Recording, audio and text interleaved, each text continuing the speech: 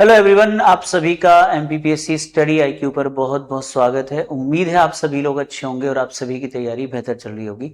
साथियों, मध्य प्रदेश के शिलालेख की सीरीज में आज हम बात करने वाले हैं एक ऐसे डायनेस्टी के अभिलेखों के बारे में जिससे 100% एमपीपीएससी प्रीलिम्स में कोई ना कोई क्वेश्चन जरूर आएगा। देखिए, कल मैंने आपको कलचुरी वंश के प्रमुख अभिलेख बताए थे और आज मैं आपको बता रहा हूं परमार वंश के महत्वपूर्ण अभिलेख। अगर आप प्रीलिम्स में जब आप पेपर देखेंगे तो आप जरूर इन अभिलेखों से कोई ना कोई क्वेश्चन आपको जरूर मिलेगा। आइए हम लोग डिस्कस करते हैं परमार वंश के महत्वपूर्ण अभिलेख। तो साथियों, इसमें मैंने 3 अभिलेख बहुत हाईलाइट किए हैं। एक हर्षौल अभिलेख है, एक उदयपुर प्रशस्ति। हालांकि उदयपुर प्रशस्ति जो है हमारा इस पर एक ऑलरेडी सेपरेट वीडियो है, तो इसमें मैं बहुत ज्यादा डिस्कशन नहीं करूंगा, बस आपको थोड़ा सा बता दूंगा। तीसरा है जिसका नाम है नागपुर प्रशस्ति, और इसके साथ साथ इसमें हम राजा भोज के अभिलेखों का केवल नाम डिस्कस करेंगे। राजा भोज के अभिलेखों पर एक डिफरेंट वीडियो रहेगा क्योंकि इसमें बहुत सारी जानकारी अलग से मिलती है। सबसे पहले आइए आगे बढ़ते हैं। सबसे पहले देखें, ये हर्षौल अभिलेख है। आप देख सकते हैं यहां पर ये साइड में आपको दिख रहा है। बेसिकली हर्षौल से जो अभिलेख मिला है वो ताम्र पट्टिकाएं हैं, कॉपर प्लेट्स हैं, जिन पर कुछ जानकारी हमको मिलती है। तो पहले हम बात करते हैं कि हर्षौल है कहां पर, किस शासक से संबंधित है। तो साथियों, आपको याद रखना है, सबसे पहली चीज जो आपको याद रखनी वो ये याद रखनी है कि हर्षौल जो है, जिसका प्राचीन नाम हर्षपुरा था। क्या नाम था? प्राचीन नाम हर्षपुरा था। ये गुजरात के सावरकांठा जिले में स्थित एक गांव है और इस गांव से याद रखिएगा परमार राजा सियक हर्ष जिनको बोलते हैं, या सियक द्वितीय जो बोलते हैं, उनकी कुछ हमको ताम्र पट्टिकाएं मिली हैं। तो इसमें जो चीज बहुत इंपॉर्टेंट है वो है राजा सियक परमार। क्या नाम है इनका? सियक परमार। और याद रखिएगा कब का है? 949 का है, जब सियक परमार शासन करते थे। सियक परमार को परमार वंश का वास्तविक संस्थापक कहा जाता है। अब ये अभिलेख क्यों महत्वपूर्ण हो जाता है? देखिए, जैसे हम बात करते हैं, जब हम परमार वंश को पढ़ते हैं तो परमार वंश के संस्थापक के तौर पर हम लोग जिस शासक को देखते हैं वो उपेंद्र राज परमार होते हैं। और उपेंद्र राज परमार के बाद कुछ ही शासक आते हैं और उनके कुछ शासकों के बाद हमको सियक परमार का शासन देखने को मिलता है। यानी ये जो सियक परमार हैं, परमार वंश के शुरुआती शासकों में से एक महत्वपूर्ण शासक थे। इसीलिए ये जो अभिलेख है हर्षौल अभिलेख महत्वपूर्ण हो जाता है। अगर मैं ये कहूं कि प्रीलिम्स में यहां से जो प्रश्न बन सकता है वो केवल ये बन सकता है कि हर्षौल अभिलेख किस शासक का है, तो सियक द्वितीय का है। याद रखिएगा, सियक सेकंड है। ये सियक नाम के 2 राजा हुए थे। सियक सेकंड को श्री हर्ष परमार के नाम से भी जाना जाता है। इनका एक नाम क्या है? श्री हर्ष परमार भी इनका नाम है। तो श्री हर्ष परमार बोल लो या सियक सेकंड बोल लो, इनका एक अभिलेख मिला है। आइए इस अभिलेख में क्या जानकारी मिलती है, हम इस बात की चर्चा करते हैं। तो ये देख सकते हैं इस तरीके की ताम्र पट्टिकाएं हैं, 2 कॉपर पट्टिकाएं मिली हैं जिन पर यह अभिलेख लिखा हुआ है। परमार राजा सियक का है, 949 ईस्वी का है, जिसमें बेसिकली गांव दान में दिए जाने की जानकारी है। 2 गांव सियक परमार ने दान दिए थे, उन्हीं का उल्लेख इन पट्टिकाओं पर है। तो देखिए, हर्षौला ताम्र पट्टिकाएं भारत के गुजरात राज्य के सावरकांठा जिले में हर्षौल गांव में पाई गई हैं। 949 ईस्वी में लिखी हुई हैं। 2 तांबे की पट्टिकाएं हैं जिनमें एक नागर ब्राह्मण पिता व पुत्र को जोड़े को, यानी पिता और पुत्र के एक जोड़े को 2 गांव, क्योंकि एक पिता को एक गांव और एक गांव पुत्र को 2 गांव दिए जाने की जानकारी मिलती है। इसे जारी किसने किया था? यह परमार वंश के राजा सियक द्वितीय, या जिन्हें हम श्री हर्ष परमार भी बोलते हैं, उनके द्वारा जारी की गई थी। इस दर्ज में लिखा है कि एक सबसे महत्वपूर्ण बात जो अब आपको जाननी है, इसी अभिलेख में कुछ राष्ट्रकूट उपाधियों वाले पुरुषों का भी उल्लेख मिलता है। ठीक है, जिसके आधार पर कुछ इतिहासकार परमारों के राष्ट्रकूटों के वंशज होने की संभावना रखते हैं। अब देखिए ये लाइन कितनी महत्वपूर्ण है और इससे क्या सिद्ध हो जाता है। कहने का मतलब यह है कि जो सियक परमार है उससे 2 महत्वपूर्ण जानकारी मिली है। पहला, ये अभिलेख उनका है।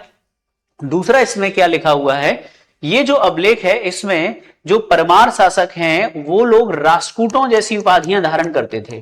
कौन सी? राष्ट्रकूटों जैसी उपाधियां धारण करते थे। इससे क्या मतलब पता चल रहा है, यानी सियक ये लिखवा रहा है कि हमारे पूर्वज, यानी वो और उसके जो पूर्वज हैं वो राष्ट्रकूट शासकों की उपाधियां धारण करते थे।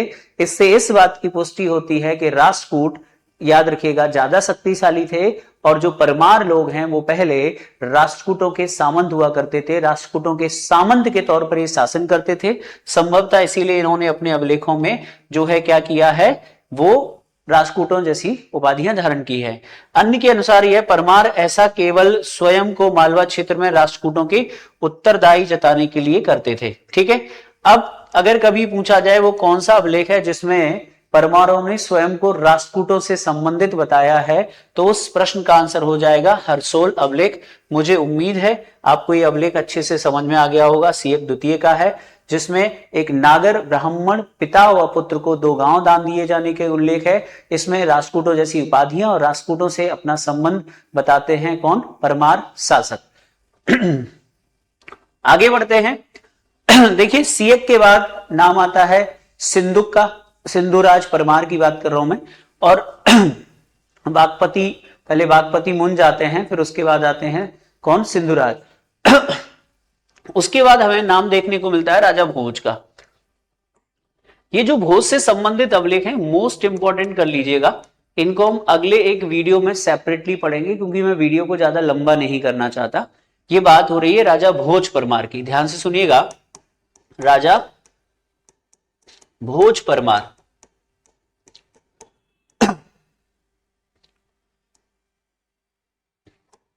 राजा भोज परमार परमारों के सबसे प्रसिद्ध शासक थे, परमारों के सबसे प्रसिद्ध एवं महान शासक थे, याद रखिएगा। इनके शासनकाल को परमारों का स्वर्ण काल कहा जाता है। क्या कहा जाता है, परमारों का स्वर्ण काल कहा जाता है। इस बात को आपको याद रखना है, परमारों का स्वर्ण काल कहा जाता है राजा भोज के शासनकाल को। राजा भोज जिन्होंने 1000 से लेके 1055 तक शासन किया, और महान निर्माता, महान विजेता, महान शक्तिशाली शासक और महान लेखक, 84 ग्रंथ लिखे हैं, कई शासकों को हराया है और बहुत बड़े बड़े निर्माण करवाए हैं। भोजेश्वर मंदिर है, ठीक है, जिसे हम मध्य प्रदेश का सोमनाथ बोलते हैं, भोजपुर नगर है, बहुत सारे चीजों का है। राजा भोज की भोजशाला बहुत फेमस है धार की, तो वो हम सब एक सेपरेट एक उनके अभिलेखों में चर्चा करेंगे। लेकिन फिर भी क्योंकि हम इस टॉपिक को पढ़ रहे हैं, तो इस टॉपिक से वो कौन से अभिलेख हैं जो बहुत महत्वपूर्ण हो सकते हैं। तो देखिए राजा भोज से संबंधित प्रमुख अगर अभिलेखों को देखें तो विद्वानों के अनुसार भोज के क्षेत्रों से, यानी कई क्षेत्रों से कई अभिलेख मिले हैं, जिसमें सबसे पॉपुलर है, मैं आप जैसे ये लिखा हुआ है ना, वेतमा ताम्रपत्र अभिलेख। अब ये समझिए कि आपका एक क्वेश्चन कंप्लीट हो गया है। कैसे कंप्लीट हो गया है, आज के बाद अगर आपसे पूछा जाए कि वेतवा अभिलेख किस शासक का, हो सकता है इस साल प्री में यही पूछ लिया जाए। सीरियसली बहुत इंपॉर्टेंट है। इंदौर से मिला है, कहां से मिला है, इंदौर से मिला है, जिसमें राजा भोज की विजयों और चालुक्यों पर उनकी जो विजय है उसके बारे में बताया गया है, तो वेतवा अभिलेख हो जाएगा। धार तो राजा भोज की नगरी थी, तो धार से अभिलेख मिला है, तो धार अभिलेख किसका है, याद रखिएगा राजा भोज का है। यहीं पर राजा भोज ने क्या किया था, भोजशाला का निर्माण करवाया था, याद रखिएगा, जो वर्तमान में विवादास्पद है, सरस्वती मंदिर जो था, ठीक है। इसके अलावा भोजपुर से अभिलेख मिला है। ये भोजपुर जो अभिलेख है, याद रखिएगा, ये भोजपुर शिव मंदिर की बात हो रही है, जिसमें उन्होंने जिस मंदिर का निर्माण करवाया है रायसेन में है, और इस मंदिर को याद रखिएगा एमपी का सोमनाथ भी कहते हैं। तो मध्य प्रदेश का सोमनाथ कहा जाता है भोजेश्वर मंदिर, या भोजपुर का शिव मंदिर जिसकी शिवलिंग बहुत ही ऊंची है। तो हो सकता है बेटवा अभिलेख, धार अभिलेख, या भोजेश्वर जो अभिलेख है, या भोजपुर अभिलेख, उज्जैन से भी उनके अभिलेख मिले हैं। इसके बाद उनके जो अभिलेख मिले हैं वो देपालपुर अभिलेख भी बहुत फेमस है। तो यहां पर केवल हम नाम देख रहे हैं, बाकी की जानकारी हम राजा भोज में ही पढ़ेंगे। इसके अलावा पिपलौदा, बांसवाड़ा, तिलकवाड़ा, तो यहां से भी राजा भोज के अभिलेख मिले हैं, पिपलौदा से भी, बांसवाड़ा से भी, तिलकवाड़ा से भी, उज्जैन से भी। लेकिन जिसमें अगर आप मेरी बात माने तो मैं आपको बोलूंगा कि फर्स्ट, सेकंड, थर्ड और ये 4 अभिलेख आप, सॉरी 5, ये देपालपुर और बेतवा मुझे ज्यादा उम्मीद है कि ये प्रीलिम्स में पूछे जा सकते हैं। तो राजा भोज को आप डिटेल में वैसे ही पढ़ते हैं। अब हम बात करते हैं एक और बहुत ही महत्वपूर्ण अभिलेख है, जिसका नाम है उदयपुर प्रशस्ति। देखिए साथियों, उदयपुर प्रशस्ति पर मैंने आपको एक पूरा का पूरा एक अलग से वीडियो बनाया था, उदयपुर का शिव मंदिर है जो बहुत ही प्रसिद्ध है। देखिए, उदयादित्य का उदयपुर प्रशस्ति अभिलेख मालवा के परमार वंश का एक महत्वपूर्ण अभिलेख है। ये हम लोग ऑलरेडी पढ़ चुके हैं। ये जो मंदिर आप देख रहे हैं, ये जो अभिलेख मिला है, ये अभिलेख मिला है विदिशा के नीलकंठेश्वर मंदिर पर। कहां पर मिला है? विदिशा के नीलकंठेश्वर मंदिर पर मिला है। और इस मंदिर की दीवार पर ये अभिलेख लिखा है, क्योंकि इस मंदिर का निर्माण राजा उदयादित्य ने करवाया था, जो राजा भोज के पौत्र लगते थे। ठीक है, पौत्र कह लो या उनके भाई लगते थे, आप ऐसा कह सकते हैं। ठीक है, उनका राजा भोज का भाई कहा गया है कुछ अभिलेखों में उन्हें। तो उदयादित्य के द्वारा जो है क्या किया गया है, इसका निर्माण करवाया गया, क्योंकि उदयादित्य ने इसका निर्माण कर इस पर एक अभिलेख लिखवाया, जिसे उदयपुर प्रशस्ति के नाम से जानते हैं। ज्यादा जानकारी मैंने एक सेपरेट वीडियो बनाया उसमें दी है, फिर भी एक बार मैं पढ़ देता हूं। इस अभिलेख में परमार शासक उदयादित्य की विजयों, उनके पूर्वजों विशेषकर राजा भोज और परमारों की अग्निकुंड से पौराणिक उत्पत्ति का वर्णन है। यानी इसमें 3 महत्वपूर्ण चीजें हैं कि जो परमार हैं वो उनकी उत्पत्ति किससे होती है, राजा भोज के बारे में डिटेल वर्णन है, और उदयादित्य की विजयों का वर्णन भी है। इसमें आप मंदिर भी देख सकते हैं। मैं आपको और थोड़ा सा पढ़ के बता देता हूं। राजा उदयादित्य, याद रखिएगा, जिन्हें भोज का भाई कहा गया है, इनका शासनकाल 1070 से 1093 के मध्य रहा, जिसमें उन्होंने क्या किया था, इस अभिलेख में उन्होंने अपनी विजयों और परमार वंश की पुनः स्थापना के बारे में बताया है इस मंदिर में। ठीक है, तो ये कहां पर है? उदयपुर या नीलकंठेश्वर या उदयेश्वर मंदिर मध्य प्रदेश के विदिशा में एक छोटा सा गांव है जहां पर यह मंदिर बना हुआ है। ठीक है, तो क्या बताया गया इस अभिलेख में कि राजा भोज की मृत्यु के पश्चात जब परमार वंश को झटका लगा तो उदयादित्य ने परमार वंश की पुनः स्थापना की। तो परमार वंश के शासक उदयादित्य की विजयों और उन्होंने अपने पूर्वजों का उल्लेख इस अभिलेख पर किया है। ये खूबसूरत मंदिर है जिसे कई शासकों ने नष्ट करने का प्रयास किया, खासकर मोहम्मद बिन तुगलक ने। ठीक है, उदयपुर प्रशस्ति के मुख्य बिंदु मैं आपको बता देता हूं एक बार फिर से। इसमें परमारों की अग्निकुंड से उत्पत्ति बताई गई है कि जो हमारे महर्षि वशिष्ठ थे, उन्होंने आबू पर्वत पर यज्ञ किया और यज्ञ की अग्नि से परमार वंश के संस्थापक उपेंद्र राज का जन्म हुआ। तो उदयपुर प्रशस्ति में उपेंद्र को इस वंश का पहला महान और प्रतापी राजा बताया गया है। दूसरी खास बात है, इस प्रशस्ति में याद रखिएगा, इस अभिलेख में राजा भोज की प्रशंसा की गई है। सबसे प्रसिद्ध शासक राजा भोज की सैन्य विजयों, विद्वता का विस्तार से वर्णन है। प्रशस्ति में उल्लेख है कि भोज ने अपनी तलवार के बल पर पूरी पृथ्वी को जीता था। तो ये सेंटेंस यहां से उठा के पूछा जा सकता है कि किस अभिलेख में लिखा है कि राजा भोज ने अपनी तलवार के दम पर पूरी पृथ्वी को जीता था। फिर इसके बाद इसमें उदयादित्य का योगदान है। उदयादित्य कौन है? यह शिलालेख राजा उदयादित्य द्वारा उदयपुर में नीलकंठेश्वर मंदिर के निर्माण और भोज की मृत्यु के बाद परमार साम्राज्य को शत्रुओं से पुनर्जीवित करने के प्रयासों को भी दर्शाता है। यह प्रशस्ति परमारों के शासनकाल में मालवा के विस्तार और उनकी राजधानियों के गौरव का भी वर्णन करती है। इस अभिलेख की जो मुख्य बातें हैं वो तो आपको पता ही है कहां पर है। अगर आपको इस मंदिर के निर्माण के बारे में जानना हो तो ये इस मंदिर का निर्माण 11वीं शताब्दी में हुआ है। इस मंदिर का निर्माण राजा उदयादित्य ने करवाया था। मंदिर का नाम क्या है? नीलकंठेश्वर या उदयेश्वर है। कहां पर है? विदिशा मध्य प्रदेश में है।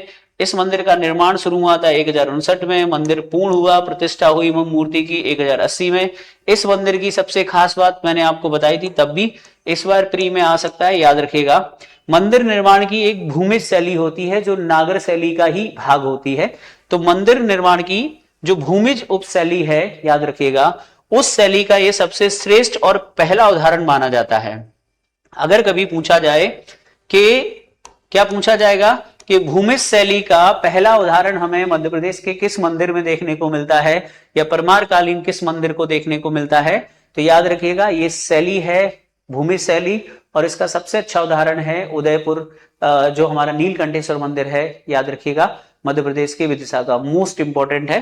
ठीक है, और ये जो शैली है इसका संबंध 11वीं शताब्दी से ही है, परमारों से है।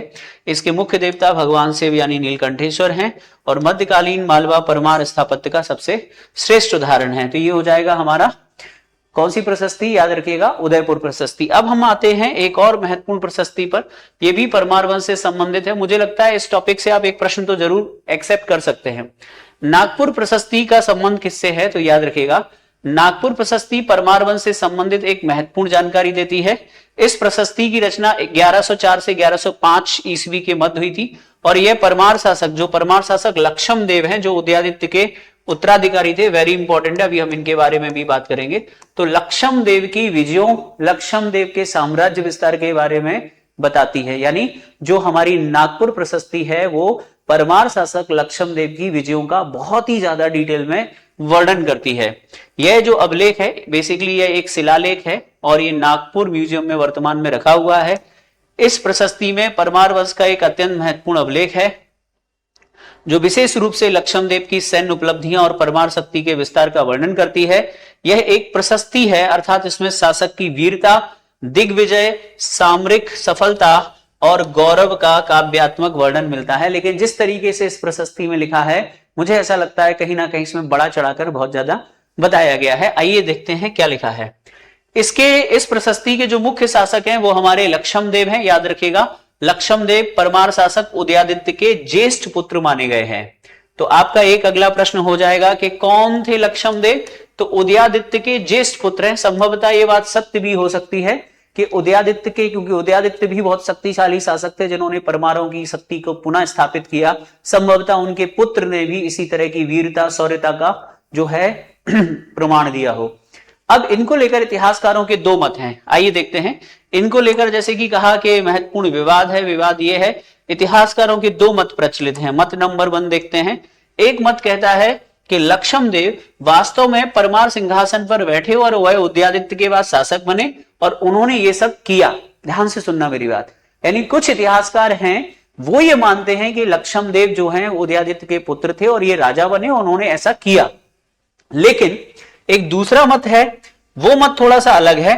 वो मत ये मानता है और ये बहुत महत्वपूर्ण है, ज्यादातर का मानना यही है कि संभवतः जो लक्षम देव हैं वो उदयादित्य के पुत्र थे। उदयादित्य एक बहुत ही शक्तिशाली शासक थे जिन्होंने अपने समकालीन सभी शासकों को पराजित किया और परमारों की शक्ति को पुनः स्थापित किया था। क्योंकि जो उदयादित्य हैं उन्होंने कलचुरी शासक लक्ष्मीकर्ण को भी पराजित किया था।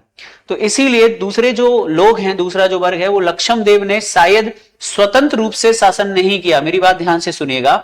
यानी लक्षम देव स्वतंत्र शासक नहीं थे। संभवतः उनकी जो उपलब्धियां हैं वो अपने पिता उदयादित्य के शासनकाल में है और उन्होंने उदयादित्य के राजा रहते हुए ही ये सारे सैन्य अभियान और विजय किए होंगे। ठीक है, अब आगे देखते हैं। उनकी उपलब्धियां उदयादित्य के शासनकाल में हुई। कुछ अभिलेखीय साक्ष्यों में नरवर्मन को सीधे उदयादित्य का उत्तराधिकारी माना गया है। यह विवाद क्यों पैदा हुआ है? क्योंकि कुछ जगहों पर उदयादित्य का उत्तराधिकारी नरवर्मन को कहा गया है, तो फिर लक्षम देव कैसे आ जाएंगे? तो इसका मतलब यह हुआ कि संभवतः जब, जैसे कि आजकल होता है ना, आपने देखा होगा कि कोई नेता मंत्री है, मान के चलिए आपने देखा होगा, जैसे एग्जाम्पल के ओनली हमारे पास एक बहुत अच्छा नाम है अमित शाह जी को आप सब जानते हैं, गृह मंत्री हैं और उनके बेटे जो हैं वो आईसीसी के चेयरमैन हैं, जय शाह पटेल। जय शाह को तो आप सभी जानते होंगे ना। तो संभवतः कहने का मतलब यह है कि कुछ इतिहासकारों का मानना है कि जो लक्षम देव है वो एक स्वतंत्र शासक नहीं थे। उनकी ये जो उपलब्धियां हैं वो अपने पिता के शासनकाल में थी। अब देखिए क्या क्या लिखा हुआ है, इसीलिए विश्वास नहीं होता। इस प्रशस्ति के मुख्य बिंदु जो नागपुर प्रशस्ति है उसमें लक्षम देव की दिग्विजय का वर्णन है। दिग्विजय समझते हो? ये शब्द समुद्रगुप्त के लिए प्रयोग होता है। दिग्विजय मतलब जिसने चारों दिशाओं में विजय हासिल की हो। चारों दिशाओं की विजय का देखो क्या क्या लिखा है। नागपुर प्रशस्ति में लिखा है कि लक्षम देव ने पूर्व दिशा में, याद रखिएगा, ईस्ट में गौड़ मतलब बंगाल को कहते हैं, गौड़ को भयभीत किया। अंग मतलब बिहार का एक हिस्सा है और कलिंग की सेनाओं को पराजित कर त्रिपुरी पर अधिकार कर लिया था। आप समझ रहे हैं मेरी बात? यानी ये जो बात कही जा रही है वो ये कहे जा रही है कि जो लक्षम देव हैं, तो नागपुर प्रशस्ति ये कहती है कि पूर्व में अभियान कर उन्होंने उड़ीसा, बिहार और बंगाल तीनों को जीत लिया था, ऐसा इसमें कहा गया है। बंगाल गौड़ को कहते हैं, अंग बिहार को कहते हैं, कलिंग उड़ीसा को कहते हैं, त्रिपुरी जबलपुर को कहते हैं, क्योंकि इस समय त्रिपुरी में कलचुरी शासन करते थे और संभवतः उदयादित्य ने कलचुरियों को हराया था। दूसरा क्या कहा गया है? दक्षिण दिशा में चोल को वश में करना, पांड्य देश और में अभियान करना और श्रीलंका तक आक्रमण करना। तो दूसरा जो अभियान उन्होंने किया वो दक्षिण का किया और दक्षिण में वो चोलों को हराए, श्रीलंका पे हमला किया, पांड्यों को पराजित किया। और ये बातें अतिशयोक्ति से ज्यादा कुछ भी नहीं लगती। हो सकता है उनके पिता उदयादित्य ने ऐसा किया हो। फिर आ जाइए पश्चिम दिशा में यानी वेस्ट में मैनाक पर्वत क्षेत्र के तिमिंगल और अन्य जनजातियों पर उन्होंने हमला किया। और उत्तर दिशा में याद रखिएगा, उत्तर दिशा में उनके द्वारा कीर किरात पर विजय हासिल की गई। ये सारे दावे नागपुर प्रशस्ति में लक्षम देव को समर्पित हैं। ऐसा लक्षम देव के लिए नागपुर प्रशस्ति में लिखा है। तो मुझे उम्मीद है कि आपको नागपुर प्रशस्ति अच्छे से समझ में आ गया होगा। किस शासक का है? 1104 से 1105 के बीच। सारे अभिलेख संस्कृत भाषा में और नागरी लिपि में है, या जैसे देवनागरी भी बोल सकते हैं, वैसे नागरी लिपि है। तो मुझे उम्मीद है कि आपको ये अभिलेख बहुत अच्छे से समझ में आ गए होंगे। उदयपुर प्रशस्ति और हर्षोल अभिलेख और राजा भोज के भी बेटमा अभिलेख, धार अभिलेख, भोजपुर अभिलेख, देपालपुर अभिलेख। देपालपुर और बेटमा में से इस साल प्री में आने की संभावना है। और इसके अलावा हर्षोल अभिलेख जो कि है किसका? सीयक द्वितीय का। दोस्तों आपको ये सीरीज कैसी लग रही है बताइएगा, क्योंकि ये सीरीज अब खत्म हो गई है। इसमें 1 या 2 वीडियो और आएंगे जिसमें हम कुछ और महत्वपूर्ण अभिलेखों की चर्चा करेंगे। फिर आपके लिए कुछ और नया लेकर आता हूं जो आपको प्रीलिम्स में हेल्प कर सके। इसी के साथ ये वीडियो यहीं पर समाप्त होता है। मिलते हैं नेक्स्ट वीडियो में, तब तक के लिए जय हिंद। कमेंट करके जरूर बताइएगा आपको ये वीडियो कैसा लगा।